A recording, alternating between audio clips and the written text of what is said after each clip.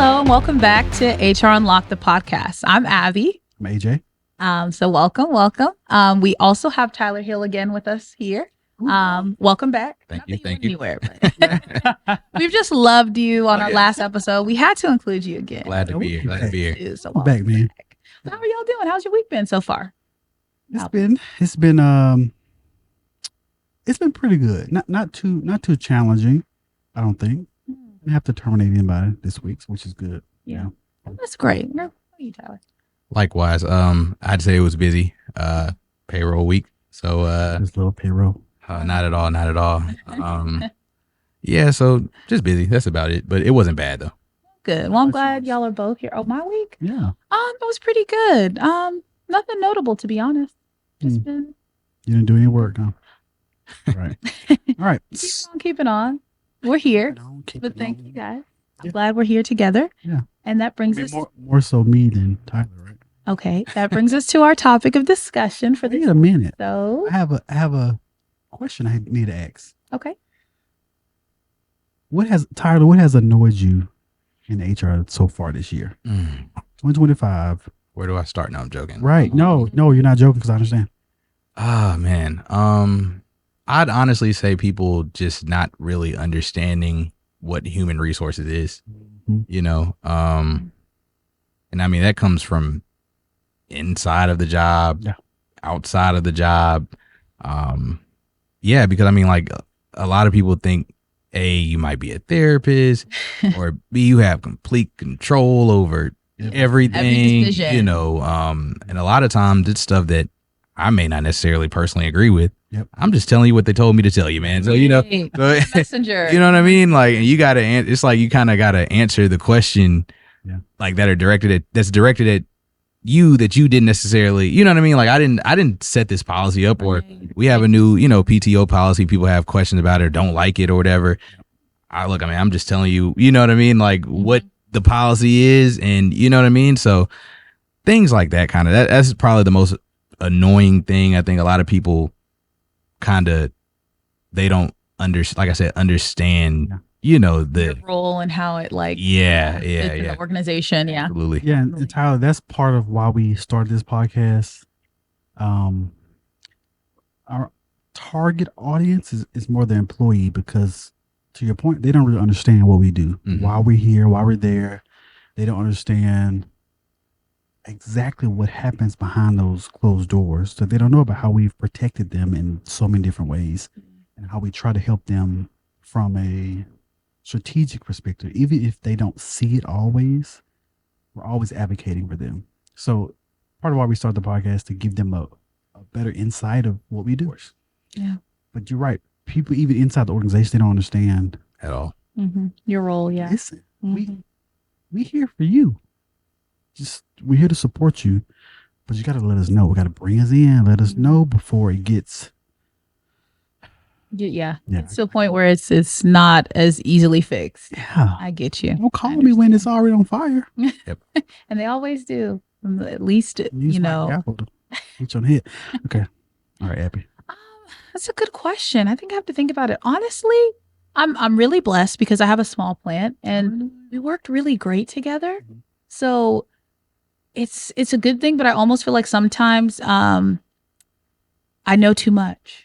Oh man, like you feel like people get too comfortable? Oh, absolutely. And it's not like I am upset with it at all, but in some ways I'm fearful because I'm scared because I know too much. Like, okay, is Michael have his soccer game tonight? Like, am I going to get my cookies from your daughter who sells Girl Scout cookies? Yeah. That type of thing. I'm scared that if there's anything that happens where I have to, again, God forbid, terminate or do any type of corrective action, it's going to come across as, I don't know, I'm not being genuine towards them. Yeah. So I guess it's not an annoyance, but more so like just a fear, because I really love my work family. That's what I call them, because I really do love every single person I work with. But it's just also, you're just a little worried. Like, I hope that nothing comes across that. I've been in that situation before. That exact situation where there's a guy I was pretty cool with that, at work. We had, completely different roles, but, he's a manager on a certain team. He has a really small team that he manages. Turns out his team wasn't really a big fan of him like he thought they were.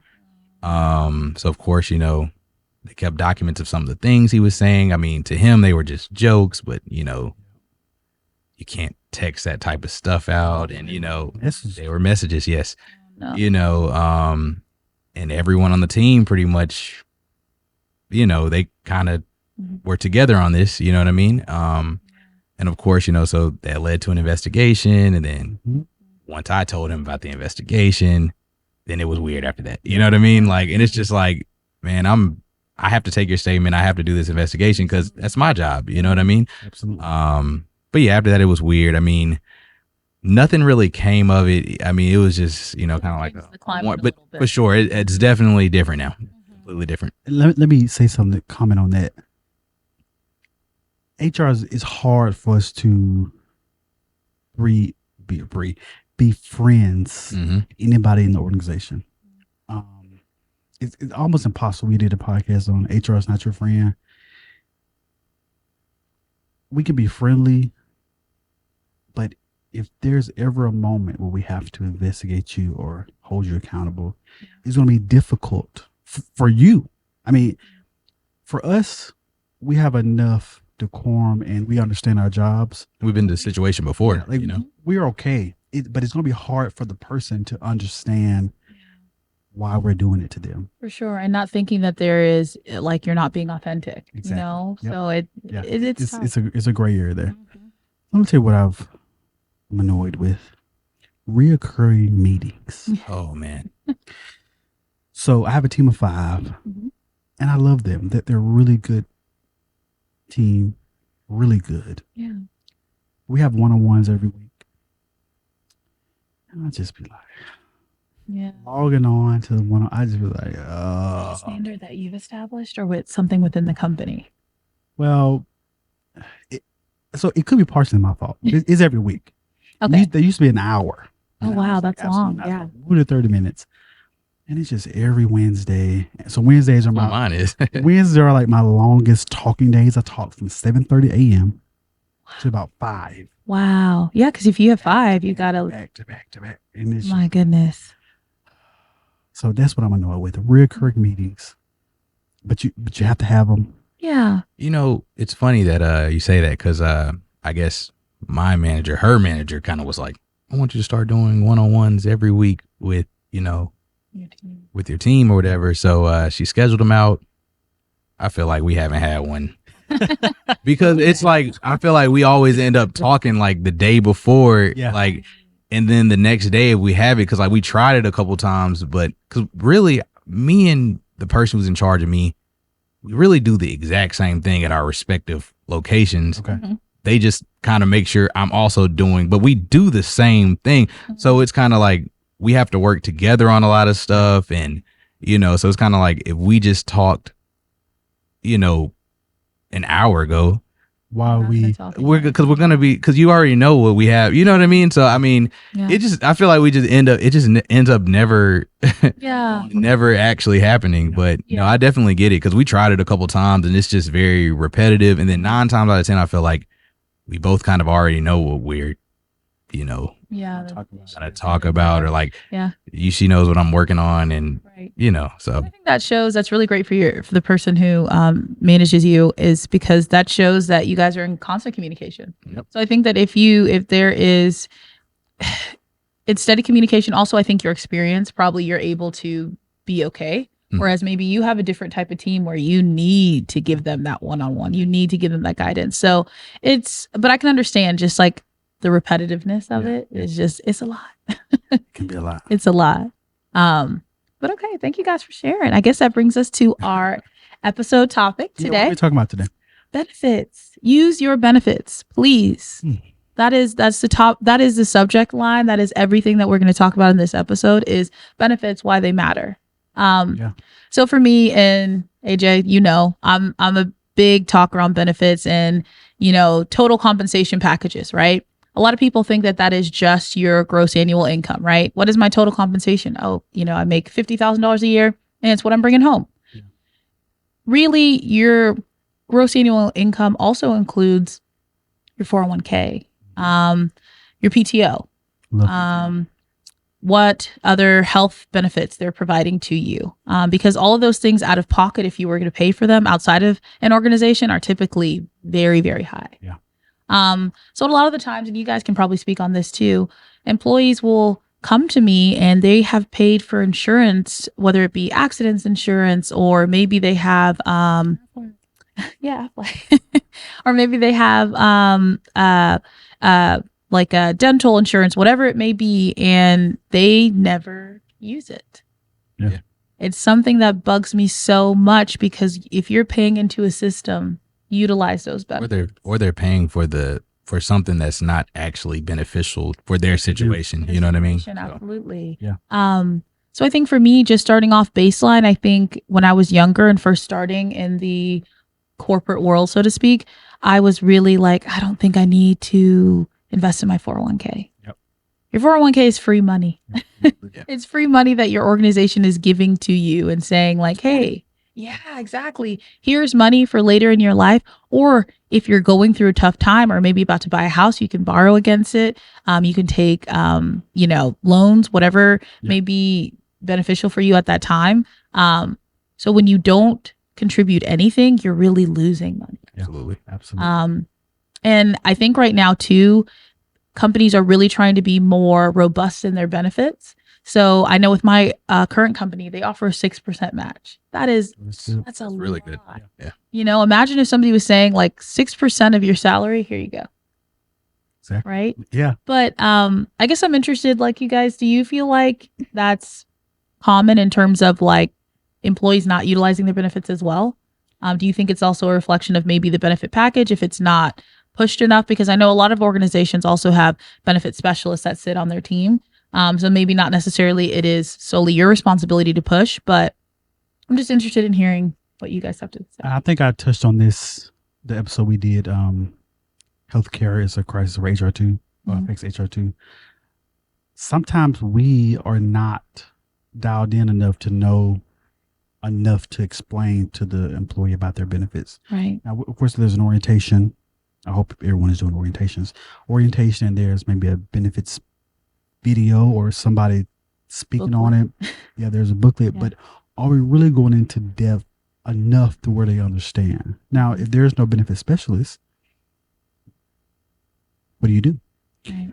I think how we can help and fix it, we just got to sit on those meetings and understand a little bit more about, especially during open enrollment. We just got to understand it. Mm-hmm. And then we can probably feel comfortable enough to like explain it a little better, or even give our personal opinion or examples of, okay, I have this. I'm not telling you this is what you should do. That's what usually works. This helps me. How I used to explain it, the first, we had 3 plans. First plan, if you don't go to the doctor at all, it's a high deductible plan.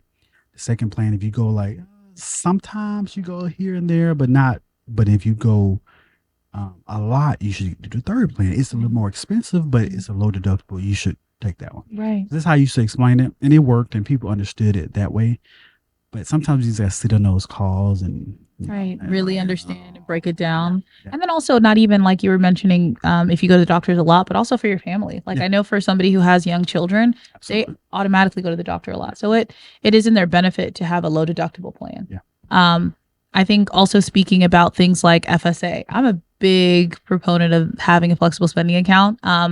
People really don't understand all that covers. It covers things like sunscreen, feminine hygiene products, acne medication, so many, like a plethora of different things that people can utilize. And what's really beautiful about having an FSA account is it lowers your taxable income. That is what you always want. Yeah. So employees understanding like, okay, let me look at my average month to month. If I know I spend $50 on like, maybe it's acne medication, feminine hygiene products, whatever it may be, and I counter that in $50 a month times the 12 months in a year, and I put that on an FSA account, it's beneficial to you. Yeah. And also instead of it coming out at as one lump sum, it's broken down to each of your pay periods. Yep. Makes sense. Also, you could use your FSA account to pay for co-pays, doctor's visits, any of those things. Absolutely. So when I started to realize how much of a benefit that was, it was like shocking to me. Like, why isn't everybody doing this? Like, use it. And I know previously, like maybe not previously, but like years ago, some of the some of the plans weren't able to allow you to roll over that dollar amount. So let's say you elected $1,000 for the year of 2022. If the year rolled over and you didn't use it, you lost it. But a lot of companies are going away from that. I know my company allows you to roll over a certain dollar amount. And I know a lot of other companies are like, yeah, it doesn't make sense that they're losing this money. Yeah, let's let them keep it as long as they're, employed with us, they can utilize this money. So it's just, again, another example of like how your total package and what your employer offers you can be super beneficial to your life. Another thing I always love to touch base on is EAP. We talked about that in the episode where we were talking about total employee benefits as well. EAP offers so much. I know within my organization, it offers, counseling. So you get a certain number of sessions. I believe with mine, it's like 3 to 4 sessions that if you're going through a hard time, you can speak to somebody and it's at no cost to you and 100% confidential. Another thing is like legal support. You're able to reach out and have a certain amount of consultations, whether it be I'm buying a home, I'm unfortunately going through a divorce, something like that. And all of those things save you money. Yep. And your company's paying for them. They want you to utilize it. They want you to. Probably getting at a significant discount as opposed to if you were to do it on your own. So yeah, absolutely. So it's just, and I know there's sometimes some hesitancy on employees using that because of the confidentiality factor, but I promise you, and I'm sure you guys can speak to it too, I have no clue who has called in to our EAP program. Absolutely not. It's 100% confidential for that reason.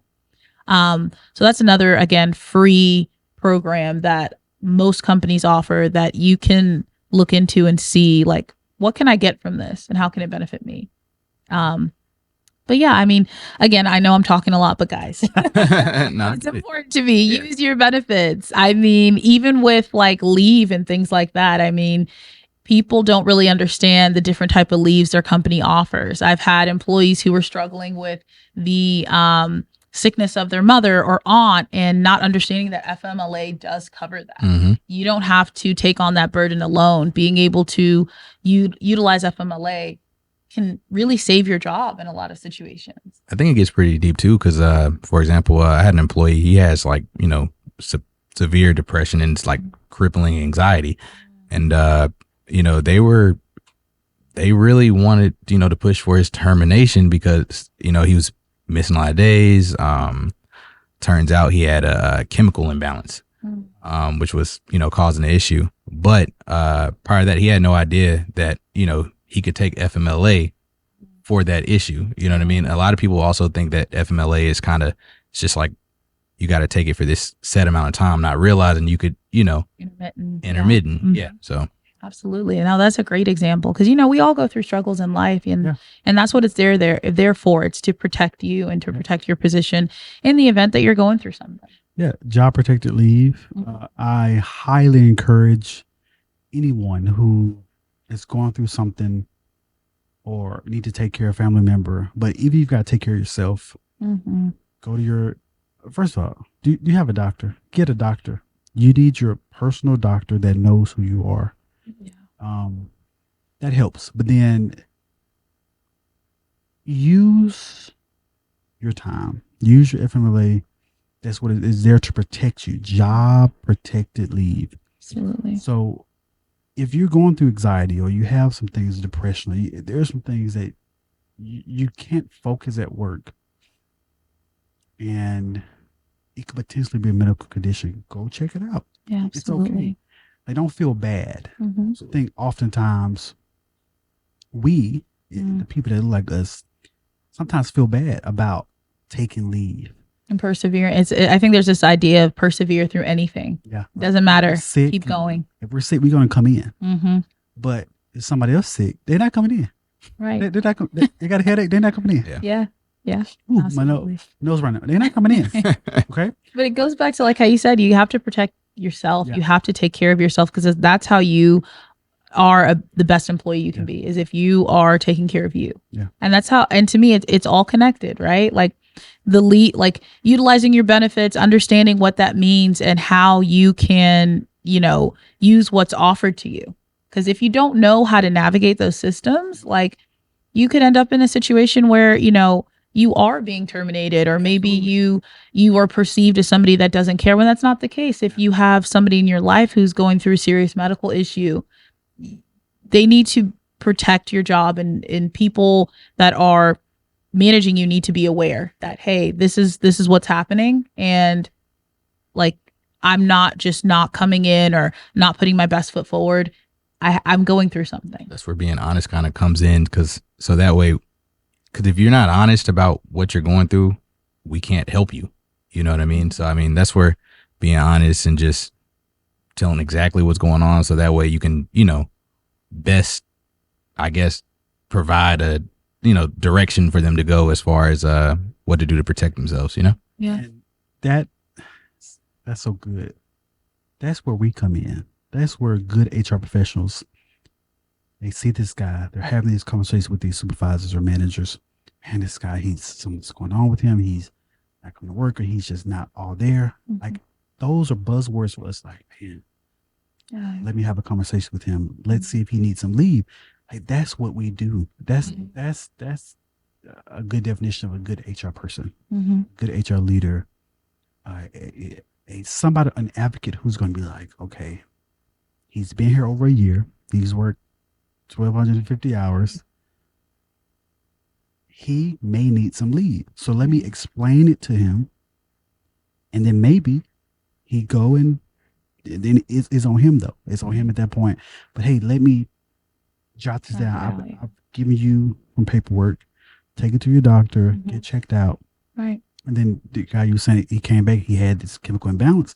But we go the extra step. We go the extra mile for you, because that's what we do. Yeah. Absolutely. And People say we're people, which, we enjoy it. That's why we apply for this job. That's why we got it. That's why we excelling at it. Yeah. go for it, because this is our passion and we want to do it. And let me say this. Public service announcement. Use your PTO.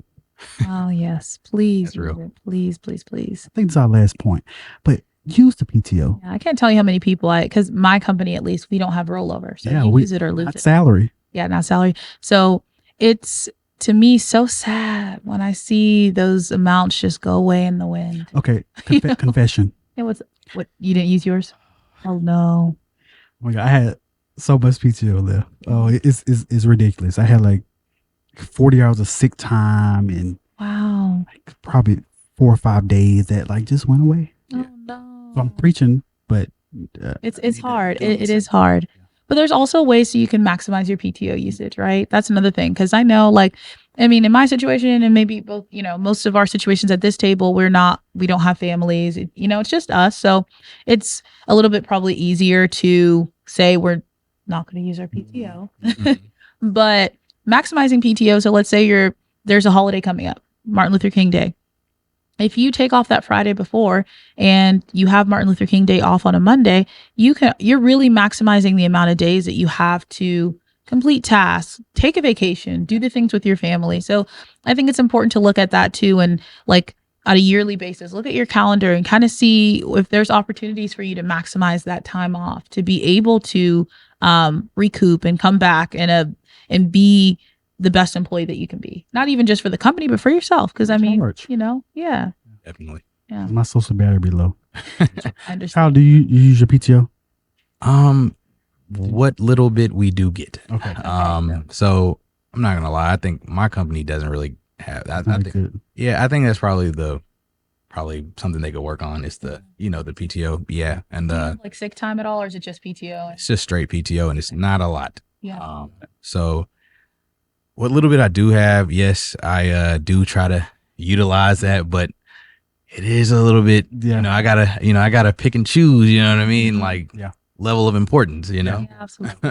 Yeah, and it really just depends on the company, the position you're in, because some people start out and they have no PTO. Mm-hmm. People, some companies are very the unlimited PTO thing is now like an option. Funny enough, people say that unlimited PTO, people take less PTO. Yeah. Absolutely. I mean, it's just there. Yeah. When do I supposed to, it's like questions because can I take it today? Can I Right. what can I really take? I think too, because a lot of times like your team has to sign off on you taking it. So it's kind of like, you don't want to keep being that guy. Yeah. You know what I mean? Like, so, and I think that's a real thing because I wouldn't want to be that guy. I don't want to be the guy that everybody's like, It man, never works. yeah.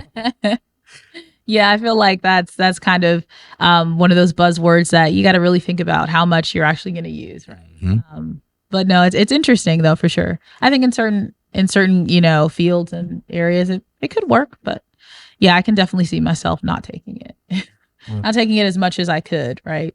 Take your PTO. Yeah, absolutely. I try to. This past year, of course, I did. Oh, well. Of course, I did. Typically. You took it from here too. Tyler, thanks so much for coming. Of course. Yeah, thank you so much for being here, for hanging out with us again. Mhm.